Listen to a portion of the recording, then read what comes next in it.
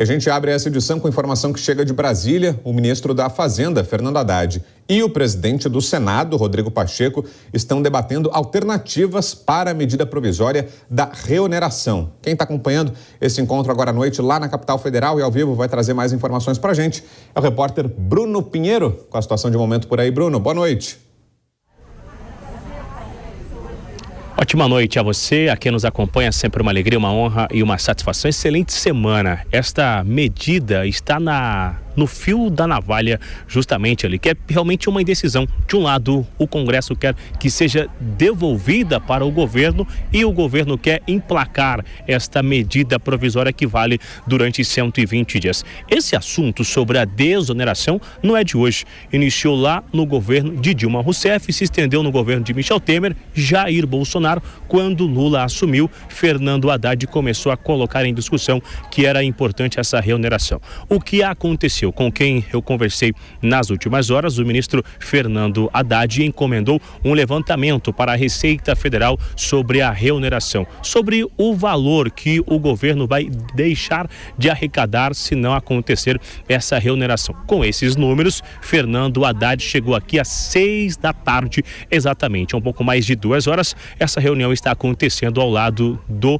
Rodrigo Pacheco e também do líder do governo, o senador Jacques Wagner. Com quem eu conversei, também me disse o seguinte, Vitor, que orientar o senador Rodrigo Pacheco, que é uma questão de honra do Congresso Nacional, não aceitar esta medida provisória, já que a ideia sobre a desoneração é oriunda, ela surgiu no Congresso Nacional e esse assunto já foi discutido. É importante respeitar essa origem, então, dessa discussão do Congresso Nacional, a realizar a devolução e o governo enviar através de um projeto de lei. Mas não só enviar através de um projeto de lei, mas dividir também os assuntos, dividir esses incentivos, dividir a reoneração, assim eles vão discutir ponto a ponto nas comissões, evitando gerar vários conflitos na comissão econômica, inclusive no Senado Federal. Então, seria o que? Repartir esse tema e sobre a reoneração não acontecer de um dia para o outro. Hoje não tem imposto, amanhã já tem, de forma escalonada. Então, toda essa discussão que está acontecendo aqui na residência oficial, a gente observa essa movimentação, cerca de 2 horas que essa reunião já iniciou e aguardar chegar uma luz no fim do túnel. Se o ministro Fernando Haddad vai chegar no entendimento e aceitar a devolução ou se o governo vai continuar insistindo que realmente é importante reonerar neste momento. Assim que acabar esta reunião, a gente volta atualizando se o ministro Fernando Haddad vai conversar ou não. Mas um levantamento, de acordo com informações que o ministro está apresentando para Rodrigo Pacheco, é de cerca de 25 bilhões de reais de renúncia, o que o governo deixaria de arrecadar. E aí, como o governo vai sentir no bolso, isso está gerando muita discussão. Vitor Brown. Perfeito. E havendo novidades por aí, é só chamar, Bruno. É só nos acionar. A gente volta com você com mais informações. Bom trabalho por aí. Até já. Dou as boas-vindas também aos nossos comentaristas que já estão por aqui. Hoje comigo aqui, a Dora Kramer, no Rio de Janeiro, e o Nelson Kobayashi, comigo aqui no nosso estúdio em São Paulo. Tudo bem, Dora? Semana já começando quente, hein? Boa noite.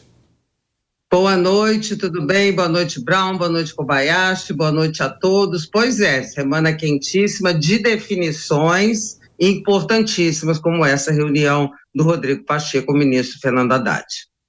Será que pode sair dessa reunião, Dora? Que definição viria por aí? Parece que a medida provisória não tem ambiente para ser aprovada no Congresso, né? Resta saber como é que vai ser essa derrota do governo, né? Se já com a devolução, se ela vai chegar a ser analisada e depois não aprovada. Mas qual será que é o plano B do governo? Qual alternativa será que vai ser levada à mesa pelo ministro Fernando Haddad nessa reunião, Dora? Bom, pelo que o Bruno nos contou aí, ele está tentando convencer com números o presidente do Congresso, Rodrigo Pacheco. A questão é que não depende do Rodrigo Pacheco, né? Depende de um colegiado que reagiu muito mal, colegiado total, tanto o Senado quanto a Câmara.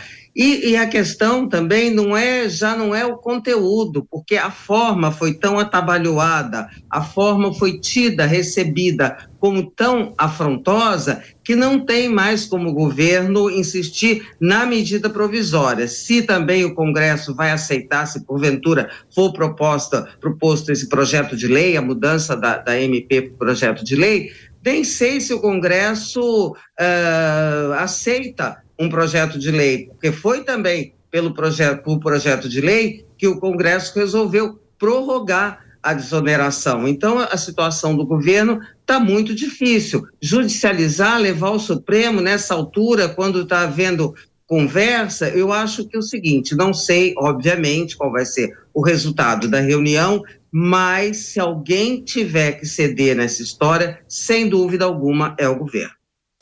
E Nelson Kobayashi, tudo bem, Koba? Boa noite. Muito boa noite, Vitor. Boa noite, Dora. Boa noite a toda a audiência do Jornal Jovem Pan. A alegação do governo é de que existe um problema no caixa, né? De que é preciso cobrir esse buraco nas contas que seria deixado com a manutenção da desoneração para esses setores. Está correto do ponto de vista econômico esse argumento, Koba? De fato tem um prejuízo aí para o governo ou não? É resultado de próprias decisões do governo, como o arcabouço fiscal, como outras medidas já adotadas? Como é que fica essa equação, hein, Koba?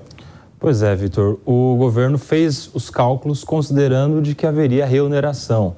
O governo considerou que o Congresso não prorrogaria essa desoneração da folha de pagamento que já vem acontecendo há tanto tempo. Contou com os ovos da galinha, vamos dizer assim, e na verdade foi mal, porque o Congresso Nacional decidiu insistentemente, inclusive, que pretende prorrogar a desoneração da folha. Então, a medida provisória vinda do governo por assinatura do Ministério da Fazenda pegou mal, ficou parecendo um terceiro turno, ficou parecendo um desafio à autoridade do Poder Legislativo, que coloca, claro, o presidente do Congresso, Rodrigo Pacheco, em uma situação difícil, que ele não pode agora ceder aos interesses do governo, porque perderia muito com a sua base, com os seus representados, nesse caso que são os parlamentares, deputados e senadores. Então, provavelmente, Rodrigo Pacheco, para manter a sua autoridade de presidente da casa, ou das casas, porque é presidente do Congresso, vai ter que dizer e bater o pé em relação especificamente à prorrogação da desoneração